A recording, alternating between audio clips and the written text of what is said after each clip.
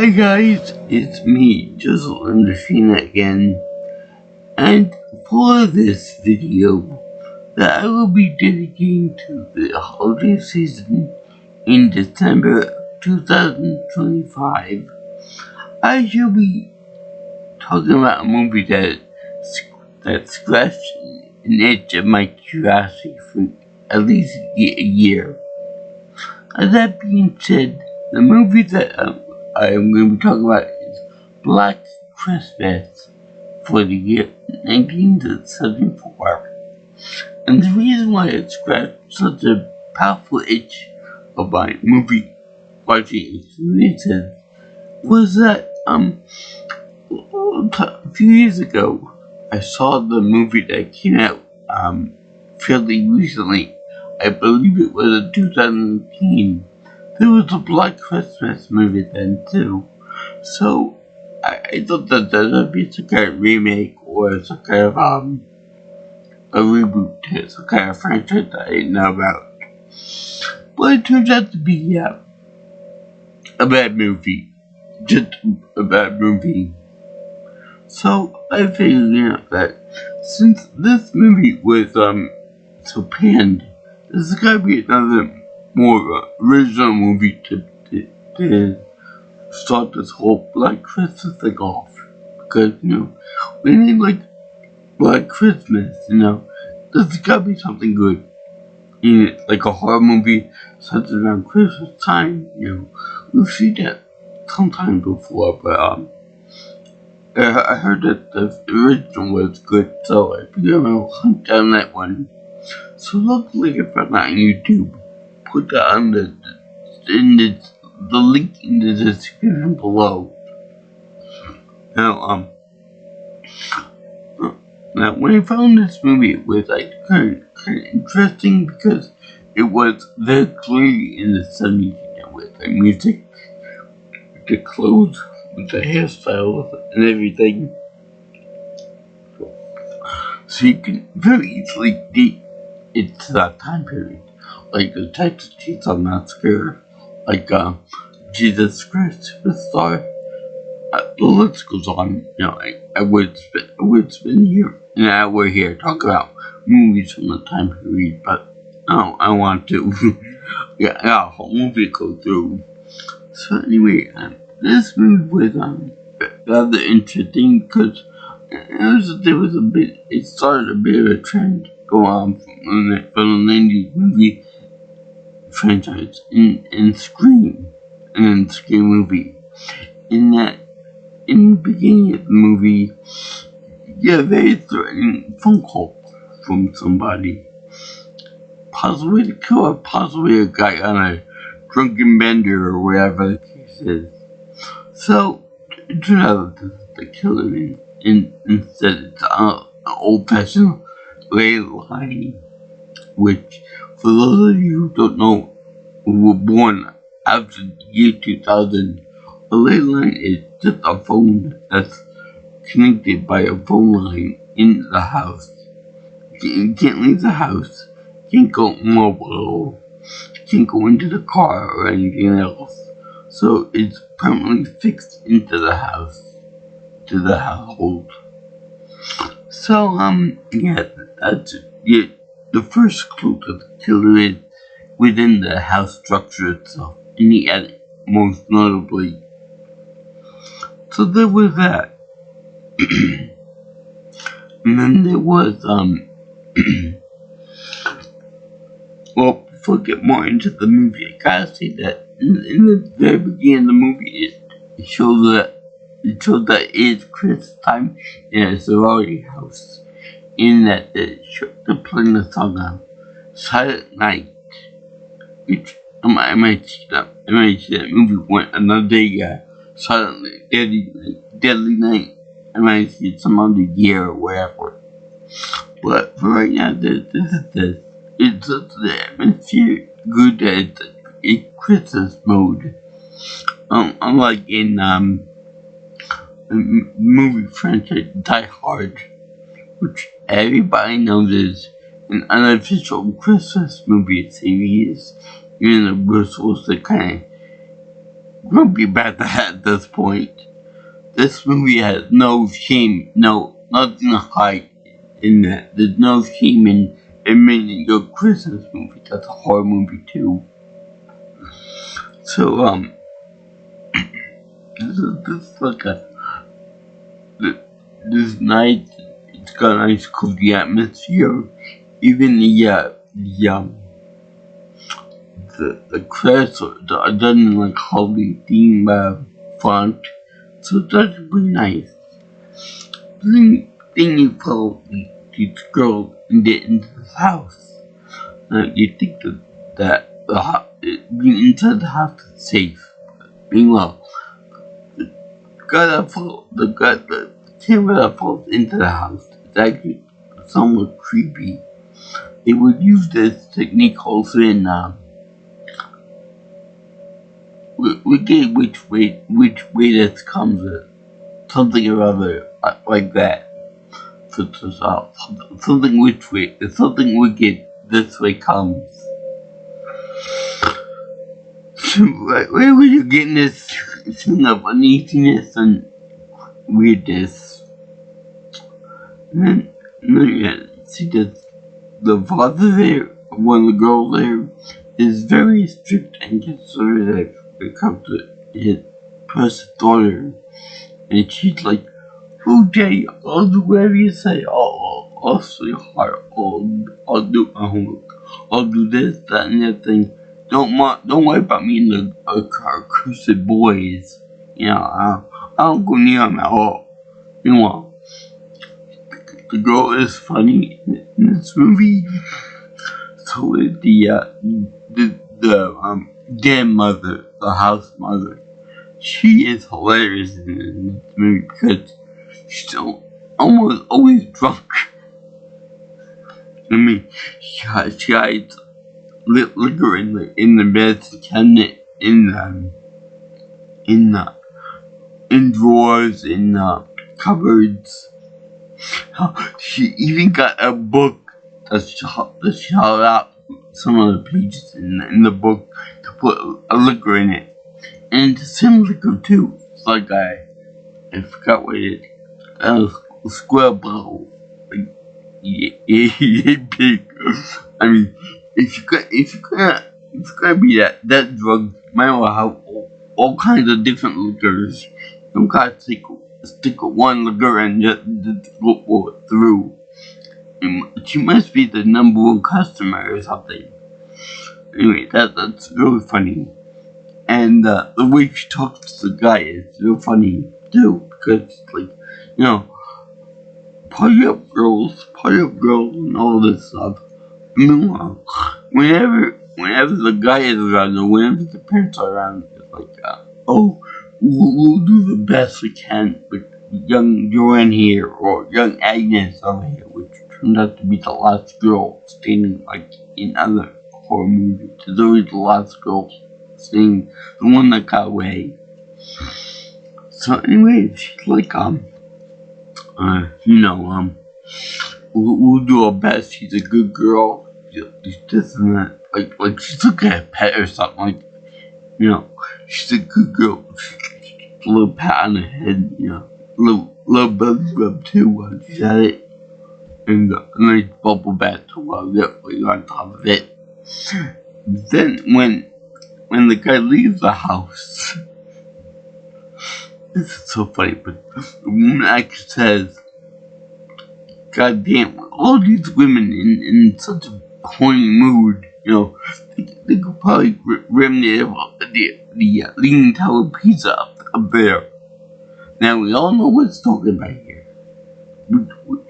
She's talking about the peach, isn't she? Yeah, that's right. She's talking about the peach.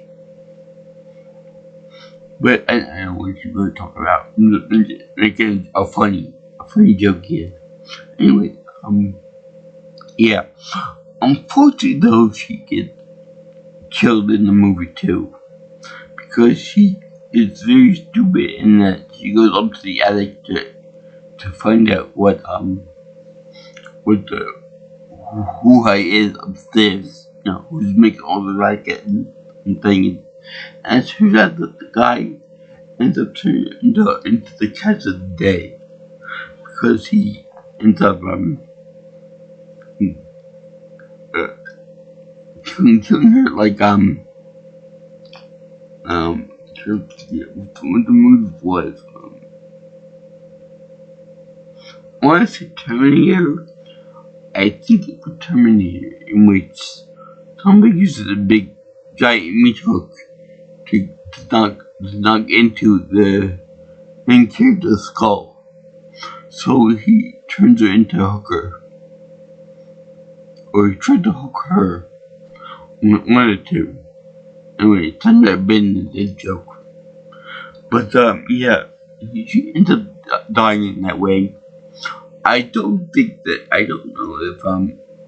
the police recovered that body, but the first body and first investigation in the movie involves one of the girls that is killed in a rocket chair of all things, and she I guess died of asphyxiation with a plastic bag over her head. And in the end, for some reason, he replaced the body with a mannequin. I have no idea why they decided to keep this thing there. I mean, it's creepy as fuck. I'm not gonna lie, it's even creepier than, say, Chucky or something like that. Which is it's not a hint to what we're doing, this month anyway. So yeah, they replaced the human head with a doll head, where it could be some kind of a psychosis thing where the person that was killed wasn't really killed. It was just a mannequin head. It's a psychosis substitution and something for a dead body, whatever. So yeah. Now, for the actors involved in this movie, the only one that I can recognize in modern day is, John Saxon. John Saxon plays Lieutenant Kennedy. You know how I remember him? From, Nightmare on Elm Street movies, among a few others. So him I know for a fact. Now, remember how I made that crude joke at the beginning of this review about Leaning Tower Pizza? Well, it turned out that they also have their own brand of crude humor. For example, at one point in the movie, they referred to a password to get into the house, the sorority house, and they used the word fellatio. Now, anybody who is a grown-up knows what that is. It's kind of obvious at this point. And the fact that it's said by sorority sisters makes it even more funny. So, when the more naive cops finds out about the password, so he just says it randomly to the people in the precinct and the other up and up cops, which is very funny because cop number one doesn't know what that means. The old password, like Fidelio or something like similar to that. But the rest of the cops are like cracking the fuck up. They can't keep a straight face. I don't know if it's their genuine reaction as a person or as an actor. They're cracking up. But it all helps. That's what's happening. It will remind me of when they did the same thing for in the scene of Porky, when Miss Valbreaker was discussing with the principal and with some of the other teachers in the school in the school about grabbing, I forgot which boy it was, but his boomwhacker. So they were cracking up during the whole conversation when she was sweating it up and trying to keep a straight face and serious face through this whole conversation, which in itself is hilarious. I love when you got these. we get actors trying their damnedest to try to keep a straight face. Meanwhile, them two are just so funny and so random out there that the person can't really keep track of their own emotions, so it's real hard to keep a straight face during a serious discussion like that. Until they finally break, like on SNL and so many other comedy shows. So anyway, now I'm marking this movie off as like a comedy type thing, but in all seriousness, a guy that kills women, regardless of the age, is a horrible crime. So that's why this movie was garnered with such a serious tone to it. Blood Christmas. Christmas is about joy and laughter and giving and sharing and being with your family and friends and whatever have you. Not about death, mourning, and police investigations. But also, I should point out that this whole business of police investigation and the overall seriousness of it all does kind of ruin the movie a little bit for me, because once the old house mother dies, the comic just flops. The whole hiding out liquor in these random places was basically the whole fun about where the old lady can put the liquor next to the kids when we will find it. What crevice was she hiding? But the funny thing is that I've actually heard of that liquor in the thick book there once before. So I want to know, is that a very common thing? Has anybody ever really hit liquor bottles inside of a Halloween book or a gun or whatever the case is? When the priests or pastors are trying to hide the liquor in the Bible, has that ever happened before? Or any librarian does the same thing, or whatever your occupation you are around books and stuff. That's a good question. So anyway, the bad guy is not killed. In fact, he's taken into to be he's vested into the jail over there nearby. So he's not really killed, he's more imprisoned, like a natural thing.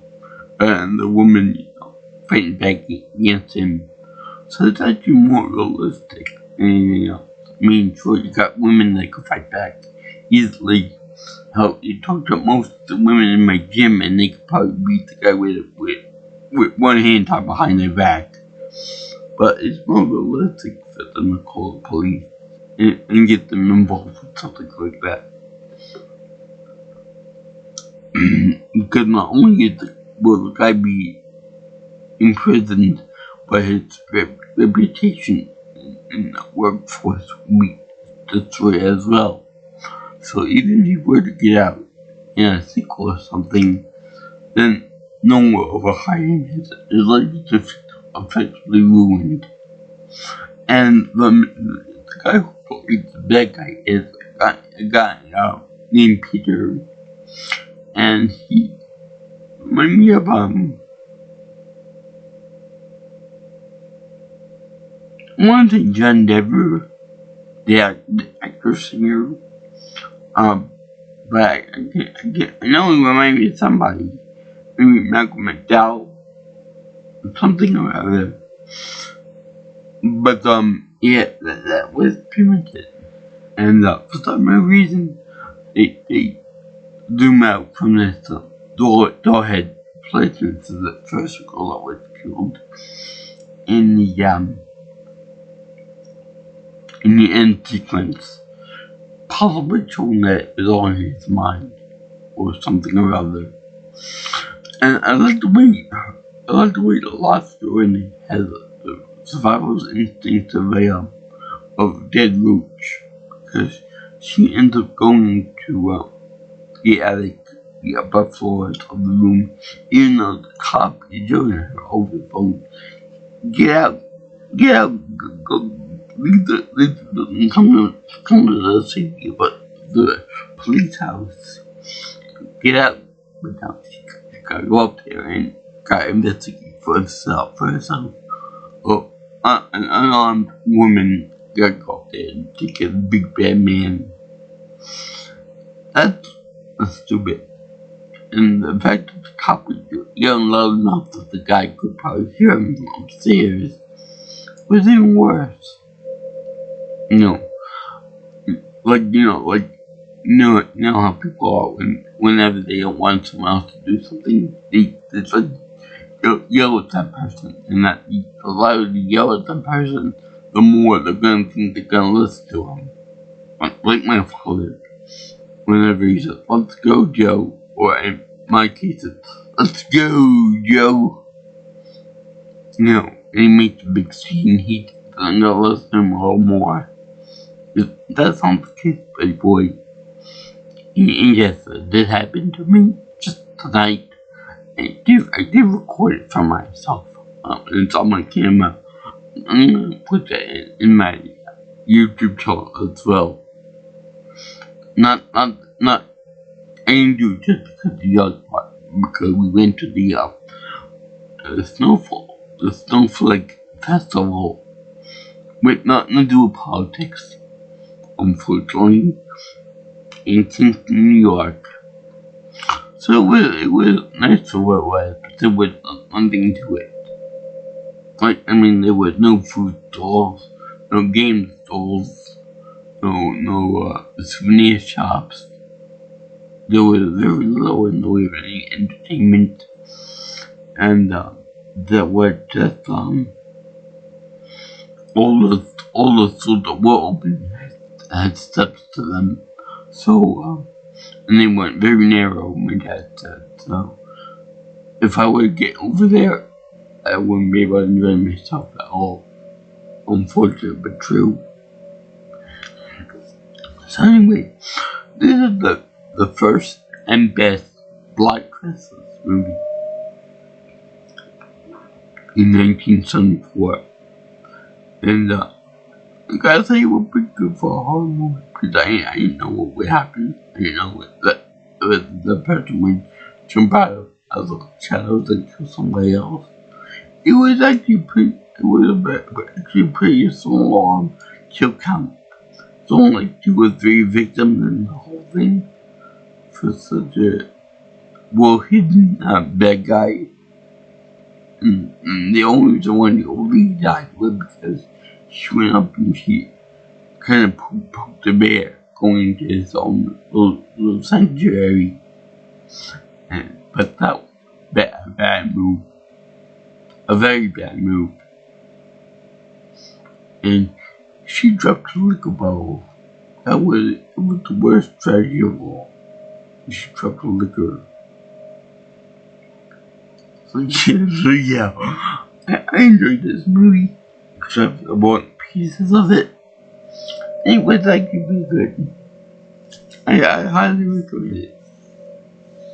Like I said, you'll be able to see it for yourself on YouTube, because this one and Jesus Christ Superstar from 1973 were on there for quite a long time, for several years in fact.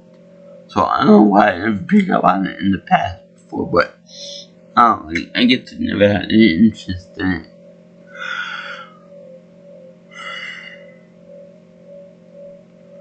So, I thank you for watching my video on Black Christmas of 1974. It was a pretty good movie, and it is the holiday season in December of 2025.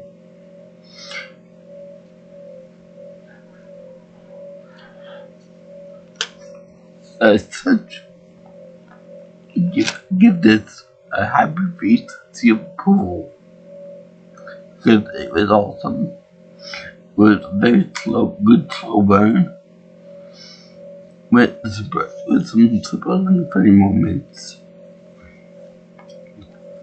And it was actually pretty good. And for what it was, for a movie that would mean this, it was pretty good. Like Jaws, you will fear going to sorority houses. I wouldn't know. I wouldn't in the Greek system in college, and that brought for the better because I don't like them for whatever reason. Anyway, if you like what you see here and you want some more of my videos and such, you can always like, comment, share, and subscribe to my channel. You can also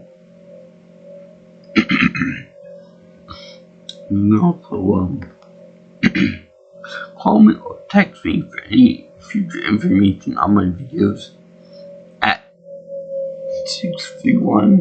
631-707-3707. And if you like, you can always reach me by, follow me follow me on Twitter or X if you prefer. Call that at P Nelson Pro. Also, you can get me on my email address at jjsviewingchannel@gmail.com. So, as all your Christmas fans out there, like all the strange and unusual type of movies and cinema to do with Christmas, and because it takes a lot of guts to have a lot of creepy, disturbing, true horror movie in Christmas time. Time of joy, time of happiness, time of Christmas light decorations and whatnot. So takes a lot of guts to do that during that time period.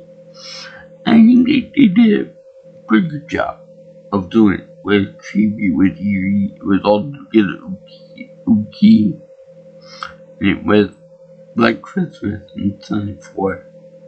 The can snap. So anyway, yeah. Peace out, my brothers and sisters. I'll see you in the next video. All you girls and guys in internet land. Sayonara. Ciao, ciao.